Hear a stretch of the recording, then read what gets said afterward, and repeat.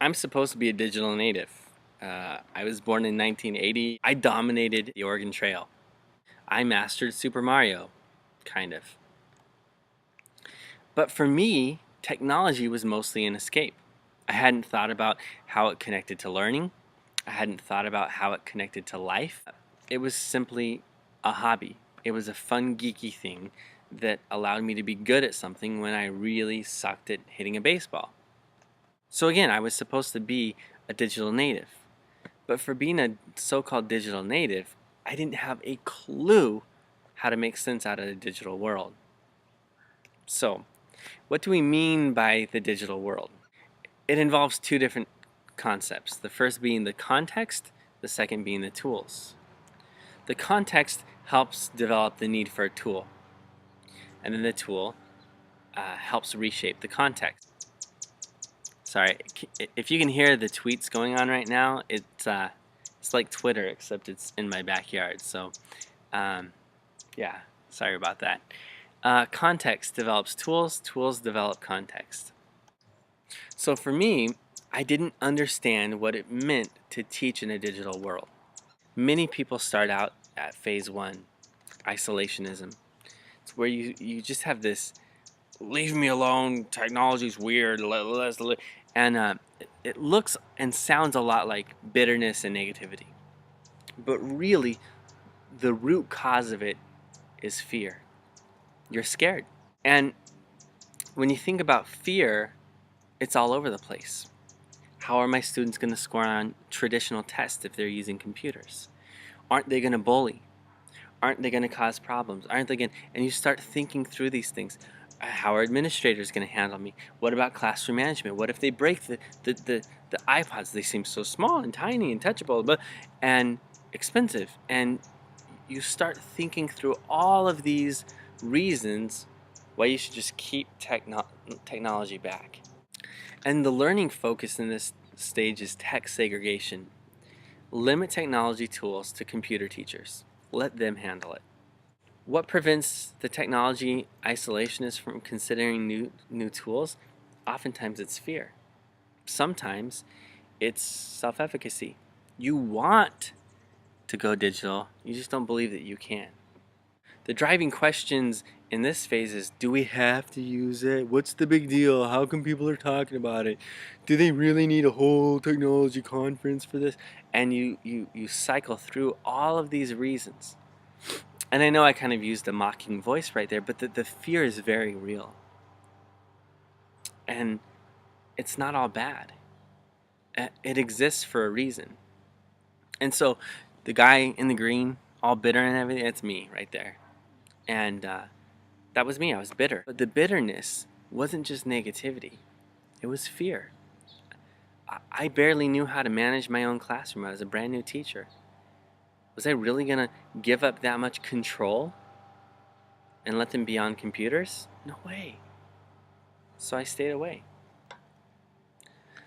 Things that they hear are things like, keep social media out of the classroom. Technology will distract from real learning. I'm afraid they'll use their cell phones to bully. A lot of these things that you say out of fear don't really make sense. Keep social media out of the classroom. Technology will distract from real learning. As if other distractions don't. We don't ban pens and pencils and paper, but they pass notes all the time, right? They just want to use it to be social. Well, that's also true of group work, right? I mean, it's natural. The reason that they want to be social is because they're social. I'm afraid they'll use their cell phones to bully, right? But then again, we don't ban students from going to the cafeteria, and bullying happens there. We haven't demolished the playgrounds, and there's a lot worse bullying that happens in the playgrounds. I mean, I was thinking about this the other day. I was badly bullied in high school. I was called names, I was made fun of, I was thrown into lockers. And for the life of me, I would never, ever suggest that we ban schools from having sports. Bullying is a hard issue and one that we need to take seriously. But it's an issue that's social. It's an issue that's relational. It's an issue that connects to a very broken humanity. And banning tools simply because bullying exists doesn't make any sense to me. What would you do to get an isolationist to move toward technology? And the biggest thing is you can't force it on them. They have to be asked, they have to see that it works, and you have to give them professional development that connects to their self-efficacy rather than just giving them skills. What happens when an isolationist is forced to use technology? They just get more bitter. They get passive aggressive, they sabotage. An isolationist who's afraid is going to lash out. They're going to find examples and create self-fulfilling prophecies. And all of this will continue to happen until something happens. They see that it works. It could be a student comes and says, hey, I have this great project idea, and they go, all right, we'll try it out. Or it could be that they walk into another classroom where it's working and they say, I want that.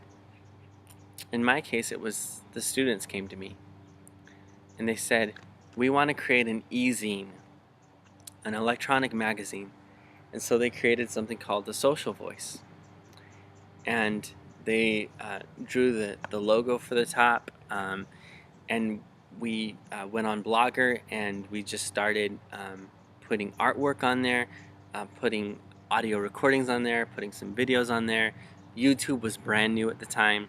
Blogger was still fairly new, and we had a class blog, and that was the beginning. Students started exploring new tools and saying, hey, you could use Writely for this, which was Google Docs before it was Google Docs. And the next thing you know, I was using technology. We started to see that I could have 3 students at a computer.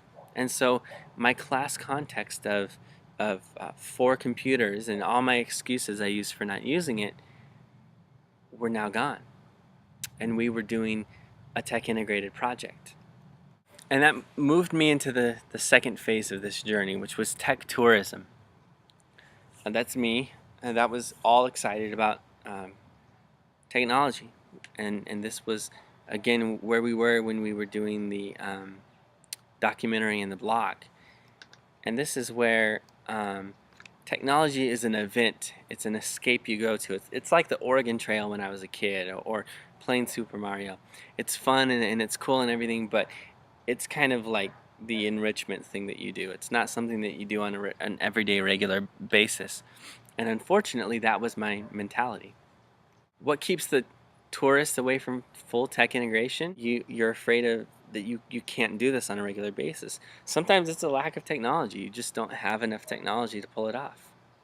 And sometimes it's that tech tourism is awfully fun. You avoid having to deal with the headache of constant technology failing, but you have this fun tech thing that you can go to. The kids never get tired of technology. It never becomes normal, so it's always exciting. How do I use technology and where do I get technology are the 2 driving questions. It's really focused on the how-to rather than the why. This is the mentality where you say, we're going to the computer lab. You're all excited about it. Or, hey, you should really try Twitter. It's better than pancakes. What keeps people stuck in this place is the lack of new technology or the fun of being there. Phase 3 is the immigration phase. This is where you decide to go out and actually become tech integrated. And this phase is the biggest phase, and this is where a lot of tech integrated teachers are kind of stuck. And this was the phase I was stuck in for about 3 years. And it's this vacillation between assimilation, culture shock, and integration. The assimilation phase is where you're gung-ho on technology. So in the case that I bring up, I went from 4 computers to a class set of computers. And I went completely tech integrated. We didn't touch the textbooks. We didn't have papers and pencils. It was 100% tech-based. I found 30 really old computers and fixed them up, ran them on Linux. I was just excited about everything technology. Like, I'm pretty sure Wordles will change the world forever. They didn't, but I didn't know it. In this assimilation phase, it's like the tech tourist phase on steroids. You're just excited by all things tech, but then you start getting overwhelmed. And when you're overwhelmed, you start hitting culture shock. And you start going, you know what? That project didn't work that well. We could have done hand-drawn webs instead of having to use concept maps the entire time. Or, you know what? They could have handwritten their poetry before they typed it up, because there's something about the handwriting that makes the difference. And in this process, I started realizing there's some downsides of tech. It can be distracting. It can be difficult. It does fail on us all the time, and we need to have a backup plan when the internet goes down. And all of these things, I started realizing that technology wasn't as perfect as I thought it was. And it's really easy in this culture shock place to just abandon technology altogether and be the tech tourist. Make it an event that you go to every once in a while, but never move into full integration. This point, you hear phrases like, this is taking up so much time and I'm not getting any results, or I'm getting really frustrated with this and it's just not working properly, or you know, the kids just aren't excited about technology anymore, and I don't know what to do.